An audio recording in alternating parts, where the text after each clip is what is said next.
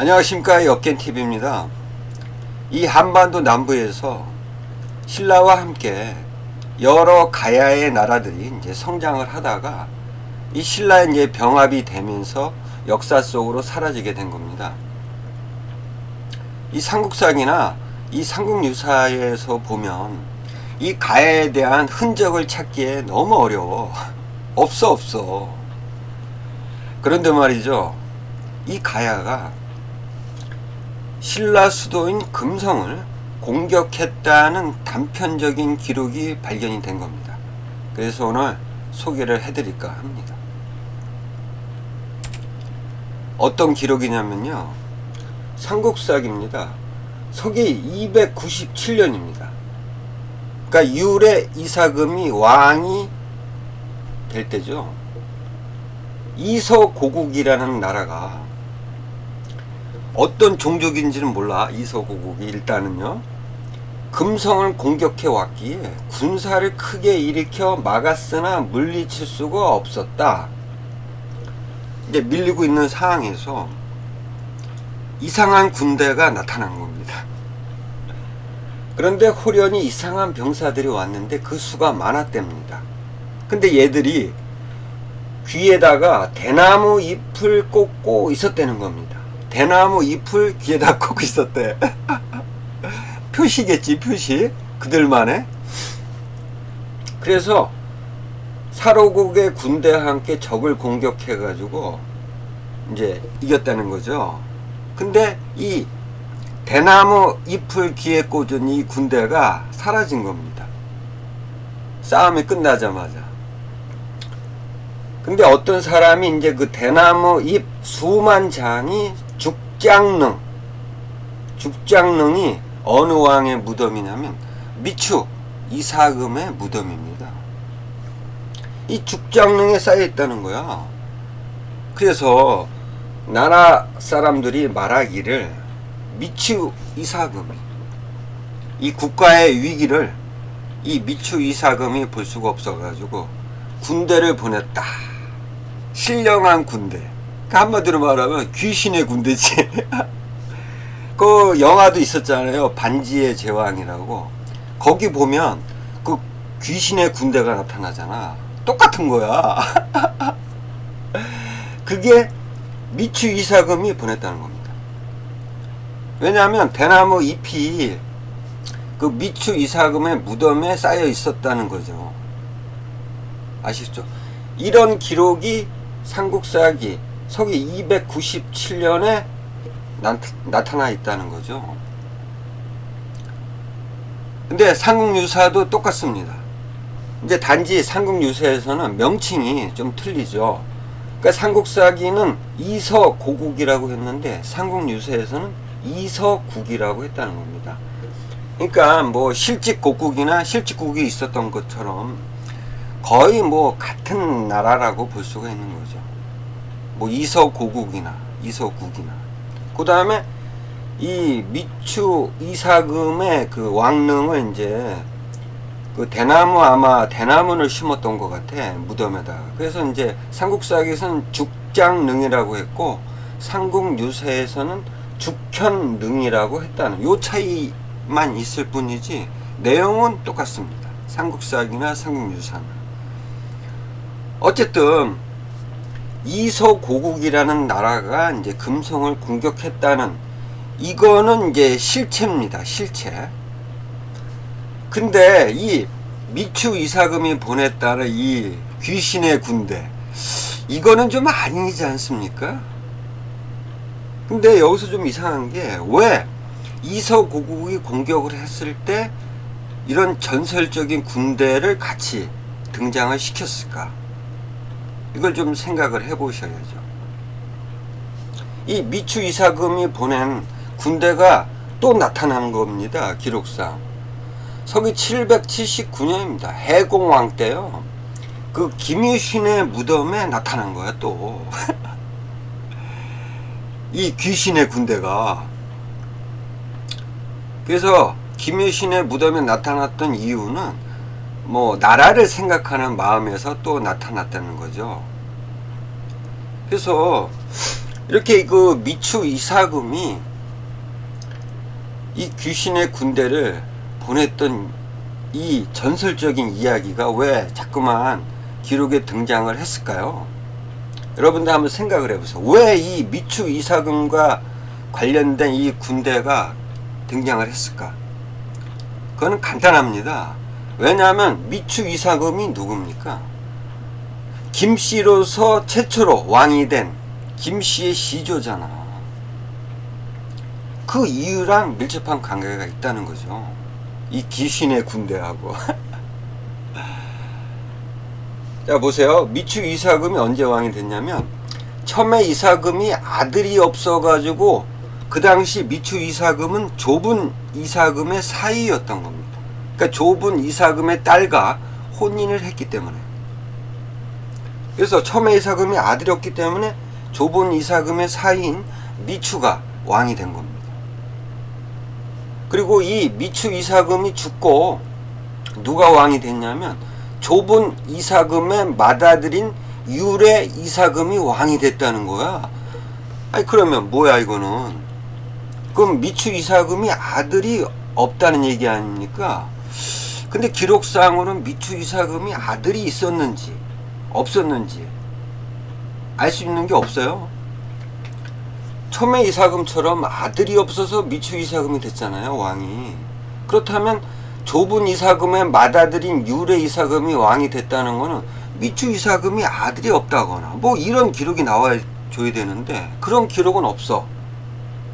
그래서 제가 볼 때는 이 유레 이사금이요, 좁은 이사금의 맏아들이 아닐 가능성도 있다. 저는 그렇게 보거든요.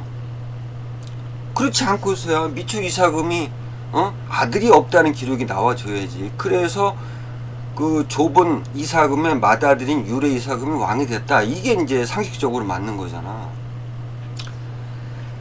그러니까 이 유레 이사금이 좁은 이사금의 맏아들이 아닐 가능성이 큰 게 또 이 유레 이사금이 이제 왕이 됐잖아요.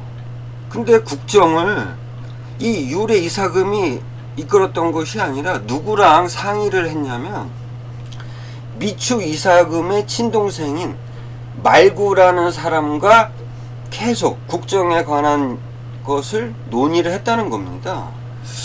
이렇다는 거는 유레 이사금의 시기에는 이 미추 이사금의 세력들이 권력을 장악하고 있었다, 이렇게 볼 수가 있는 거죠. 그런 이유로 인해서 물론 미추 이사금이 김씨로서 최초로 왕이 된 사람이잖아요. 그리고 유레 이사금이 왕이 됐는데 그 당시 권력을 장악했던 세력이 미추 이사금 세력들이라는 거죠. 그러면 좀 매치가 됩니다. 그러니까 이서고국이 금성을 공격해 왔는데 이거는 실체잖아요. 근데 미추 이사금이 귀신의 군대를 보냈다, 이런 전설이 등장한 배경에는 여기 있다는 겁니다. 아시겠죠? 그래서 귀신의 군대가 나타난 거야. 그럼 여기서 이 이서고국이란 나라에 대해서 한번 알아보자고요. 위치가 어디에 있고 어떤 종족인지. 왜냐하면 이건 이제 실체이기 때문에. 삼국유사에 따르면요, 운문사라는 절이 있었대요. 근데 거기서 대대로 전해오는 제산합 정기라는 책 속에 보면 서기 632년에 이서군의 금오천 영미사라는 절에서 밭을 바쳤다는 기록이 있다는 겁니다. 그러니까 금오천, 이서군의 금오천. 그러니까 여기서 말하는 금오천이라는 곳은 지금 그러니까 고려 시기에 청도 땅이니 곧 청도군이 옛날 이서군이다 라는 기록입니다. 그러니까 청도, 고려 시대의 청도 어딥니까? 경상남도 청도 아니에요 여기. 그러니까 낙동강 그 중류 동쪽, 요 밀양 북쪽에 청도 있어요. 청도 여기라는 겁니다. 아시겠죠? 이서군이라는 곳이. 청도 여러분 잘 아시잖아요. 소싸움 하는데 소싸움으로 유명한 데잖아, 청도. 여기가 이서군이고, 이서군이라는 거는 곧 이서국과 매우 밀접한 관계가 있다. 따라서 이 청도 지역이 이서고국이라는 겁니다. 근데 또 다른 기록에 삼국유세에 보면 이 이서국이요, 사로국 3대 왕인 유리 이사금 때, 그러니까 서기 42년이에요. 이때 사로국이 이서국을 쳐가지고 멸망을 시켰다는 거야. 아니, 서기 42년에 그 당시에 보면 사로국이 이 청도 지역까지 이르지 못했을 때거든요. 42년이면. 근데 청도 지역이 이서국을 공격해서 멸망을 시켰다. 이 기록이 맞을까요? 제가 볼 때는 좀 맞지 않다고 보거든요. 왜냐하면 그 다음 기록이 그거를 말해주고 있습니다. 그러니까 서기 42년에 이서국을 이제 멸망시켰는데 그 뒷기록이 이해해. 그러니까 서기 42년이라는 얘기죠. 서기 42년에 고구려 군사가 사로국을 침략을 했대. 고구려가 어떻게 사로국을 서기 42년에 칠 수 있겠냐고. 말도 안 되는 얘기죠. 그래서 이 서기 42년에 이서국을 멸망시켰다. 이거는 좀 아니라고 보거든요. 근데 이거는 아닌데 위치는요, 이서고국의 위치는 청도라는 거는 좀 맞는 것 같습니다. 따라서 만약에 이서고국의 위치가 여기라면 어떤 종족일까요? 뭐 지난해 여러 소국들이 있었잖아요. 그 중에 하나일까요? 근데 제가 볼 때는 이 낙동강 이쪽은 가야의 별종들이 무수히 많았다는 겁니다. 따라서 이서고국은 가야의 별종이라고 보고 있습니다. 가야의 별종입니다. 이서고국. 근데 이 이서고국이 물론 이제 그 낙동강 이 서쪽으로 뭐 기록상으로 보면 큰 가야의 부족들이 있었거든요. 뭐 대가야가 이 정도 있었고 중류에, 그 다음에 여기에 아라가야가 있었습니다. 그 다음에 가장 큰 가야가 이제 금강가야입니다. 김해 있었거든요. 근데 이 대가야나 금강가야는 큰 부족이었단 말이야. 근데 이서고국 이 청도란 지역이 어떻게 보면 이제 그 산으로 둘러싸여 가지고 이서고국이 뭐 기록상으로 봤을 때도 뭐 전혀 나와 있질 않고 어떤 정도의 군사력을 갖고 있는지는 모르겠습니다. 근데 이랬던 이서고국이 과연 사로국을 상대로 사로국의 수도를 공격할 정도의 군사력을 갖추고 있었을까요? 저는 아니라고 보거든요. 그렇다는 거는, 그러니까 유래 이사금 때 이 사로국을 공격할 만한 군사력을 가진 나라들을 찾아보면 일단은 이 대가야, 그 다음에 금강가야, 그 다음에 요 바다 건너, 그러니까 가야하고 가장 친근했던 그 쿠슈 지역, 대마도 이쪽의 왜국이라고 보거든요. 이 정도가 사로국을 공격할 수 있거든요. 물론 백제도 있었지만 백제는 일단 거리상으로 멀기 때문에 백제가 사로국의 수도를 공격할 수는 없죠. 그래서 백제를 제외를 하면 사로국을 공격할 만한 군사력과 그 다음에 거리상으로 맞는 나라들은 가야 아니면 왜국이라는 겁니다. 아시겠죠?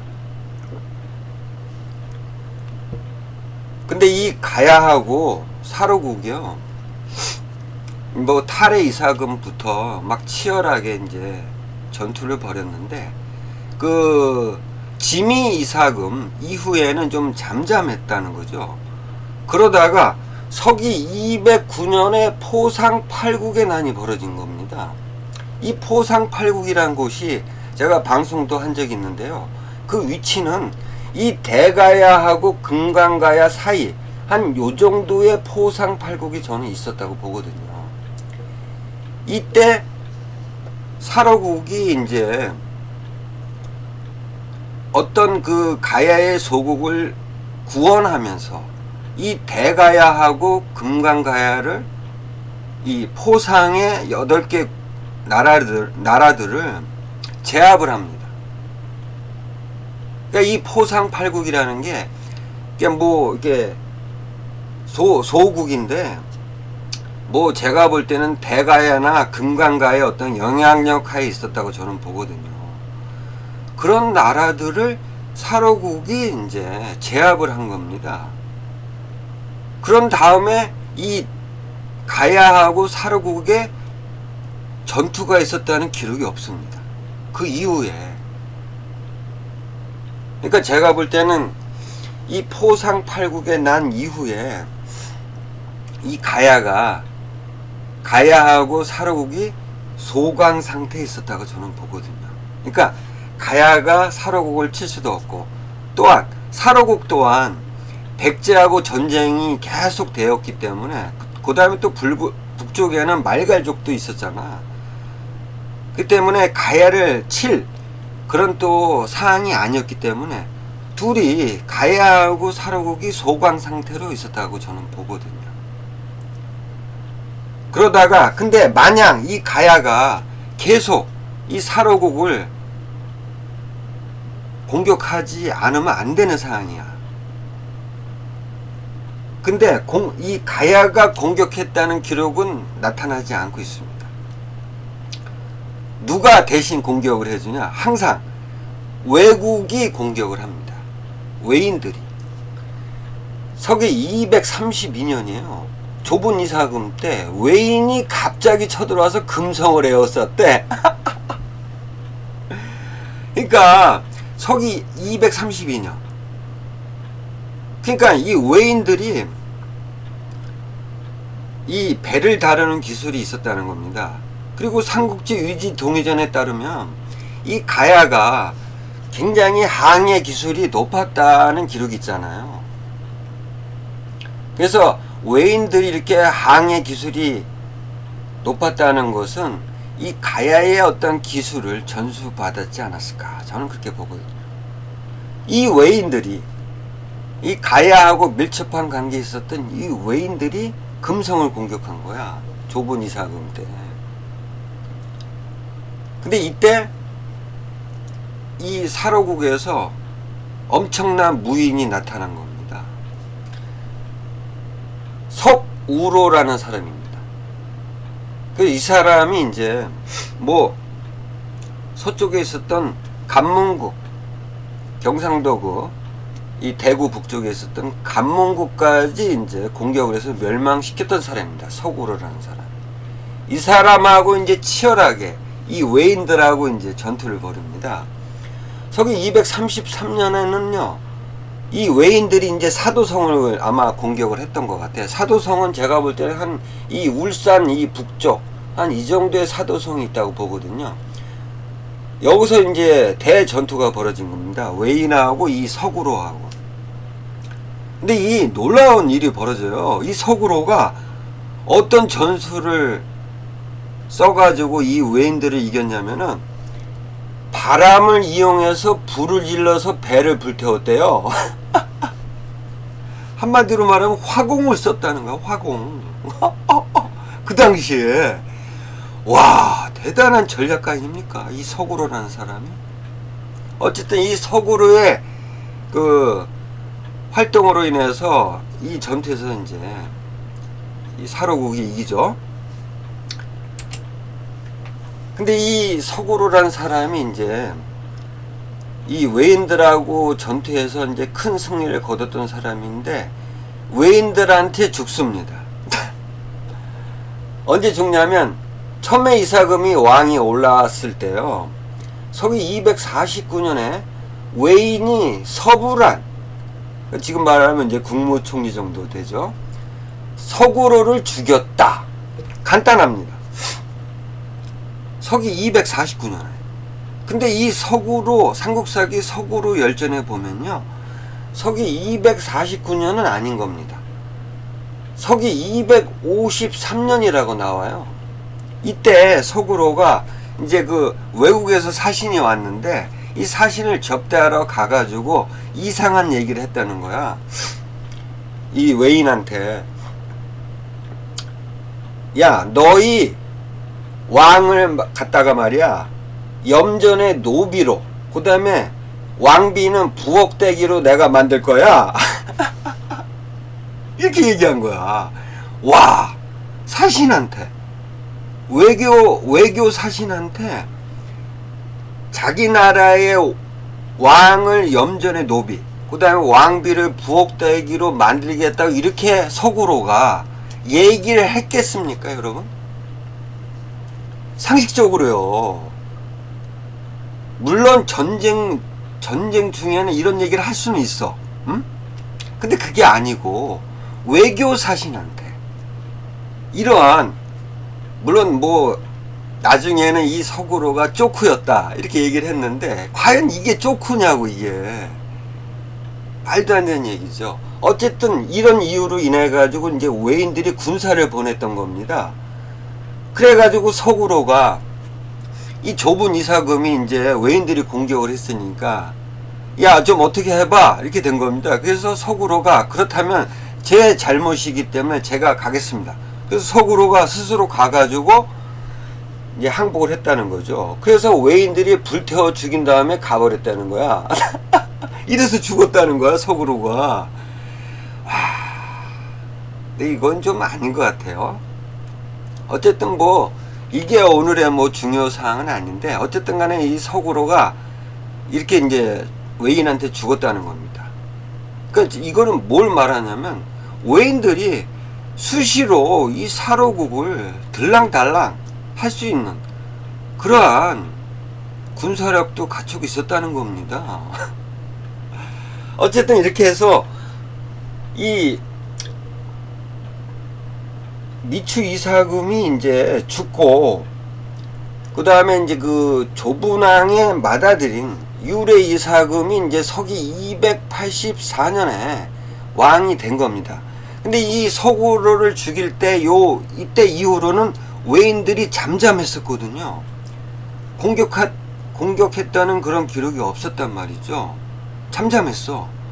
그러다가 이 유래 이사금이 왕이 되자마자 슬슬 활동을 시작한 거야.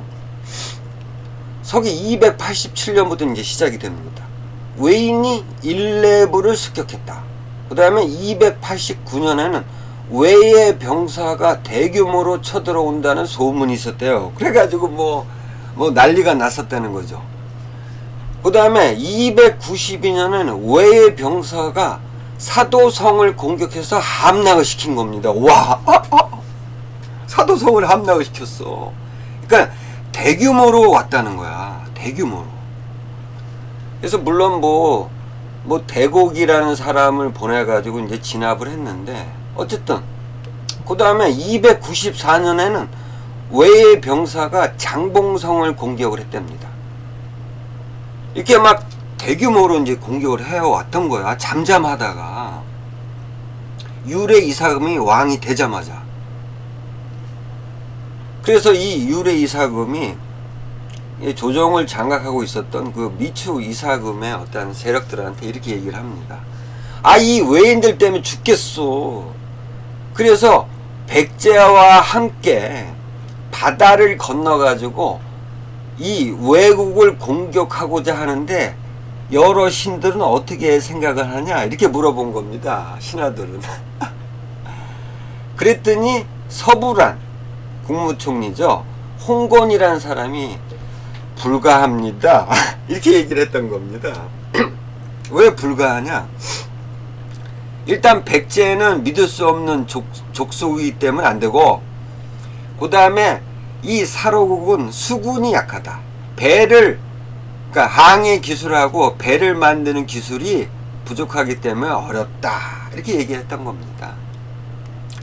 근데 좀 이상한 게, 자, 백제랑 같이 가겠다. 이 말이 맞는 겁니까? 백제하고 그냥 지금 치열하게 싸우고 있는 와중인데 백제가 도와줄 리가 있겠냐고요. 말도 안 되는 얘기죠. 근데 제가 볼 때는 항해 기술이 높았던 종족이 누굽니까? 가야 아닙니까? 가야. 그러면 가야하고 함께 외국을 공격하겠다 이렇게 얘기를 했으면 그건 상식적으로 맞잖아. 근데 백제라 그랬어. 이 말 뜻은 무엇입니까?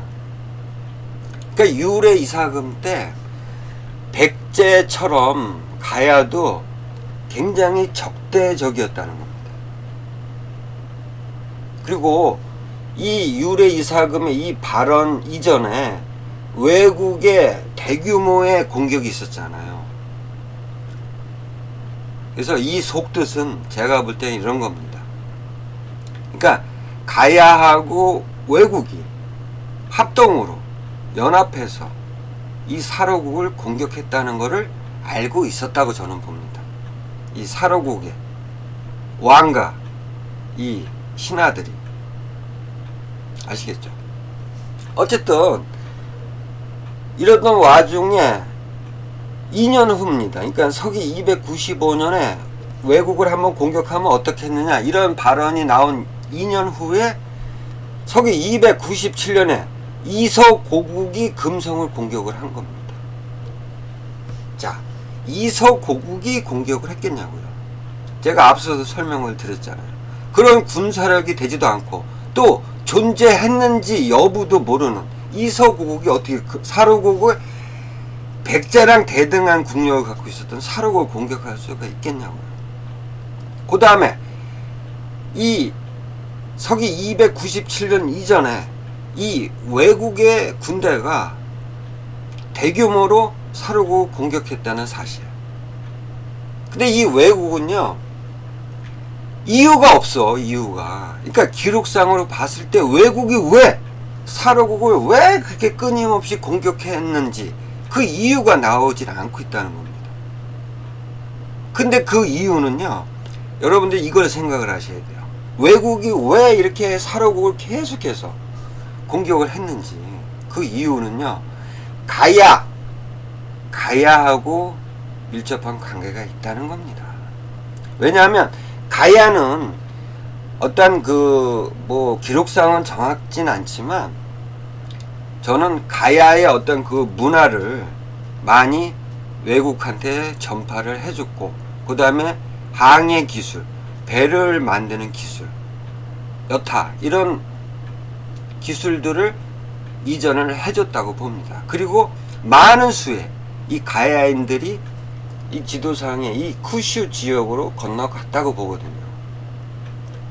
그렇기 때문에 어떻게 보면은 이 가야는 외국에 있어서는 상국인 나라인 겁니다. 아시겠죠? 그러니까 외국이 대규모로 사로국을 유래이사금 때 공격했다. 그 배후에는 누가 있겠냐고요. 가야가 있었다는 겁니다. 따라서 이서고국이 금성을 공격한 것이 아니라 제가 볼 때는 가야가 외국을 먼저 보내서 시선을 돌린 후에 가야가 직접 군대를 동원해서 사로국 금성을 공격했다고 봅니다. 그러니까 만약에 가야가 금성을 공격했다는 것이 진실이다 라고 하면 그렇다면 어떤 가야일까요? 가야 전체가 공격했을까요? 저는 그렇게 보지는 않고 있고요. 일단 이 낙동강 서쪽에서 큰 나라라고 하면은 제가 앞서서 설명을 했지만 이 낙동강 중류의 대가야하고요 이 하류의 금강가야가 가장 큰 세력을 이루고 있었거든요. 이 둘 중에 하나라고 봅니다. 이 대가야는요 서기 520년에요 진흥대왕이 공격을 해서 함락을 시켰다는 기록이 있습니다. 그러니까 서기 520년까지 여기서 있었다는 겁니다. 대가야가. 그 다음에 금강가야는요, 이 대가야는 서로 치고받고 하다가 이제 함락이 된 거고, 이걸 본 금강가야는요, 스스로 서기 532년에 항복을 합니다. 그러니까 전쟁 없이 항복한 거고, 대가야는 싸우고 항복한 거야. 아시겠죠? 그래서 제가 볼 때는 이 금강가야하고 물론 협조는 했겠지. 이 사로국 금성을 공격할 때 협조는 했지만 주체는, 병력을 동원한 거는 저는 대가야라고 봅니다. 그 이유가 기록에 있습니다. 서기 261년에요. 첨예 이사금 때 달벌성을 쌓고 남아 극종을 성주로 삼았다는 기록이 있습니다. 달벌성이 어딥니까? 달벌. 대구입니다. 대구. 여기에요. 여기. 여기다가 달벌성을 쌓았다는 얘기입니다.